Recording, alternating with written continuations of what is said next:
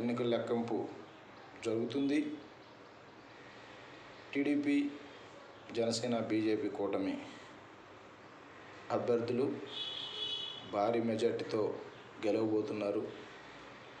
Andhra Pradesh CM Nara Chandrababu Naidu గారు ప్రమాణ స్వీకారం చేయబోతున్నారు. రాష్ట్రంలో ప్రజలు ఎన్నడూ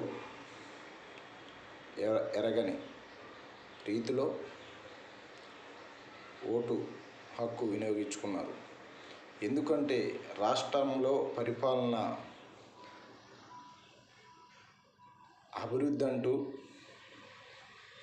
ఒక డెవలప్మెంట్ అంటూ, ఒక సాఫ్ట్వేర్ కంపెనీలు కానీ ఇటువంటివి కూడా ఆంధ్రప్రదేశ్లో వచ్చింది ఏమీ లేదు ఈ 5 సంవత్సరాల్లో. కాబట్టి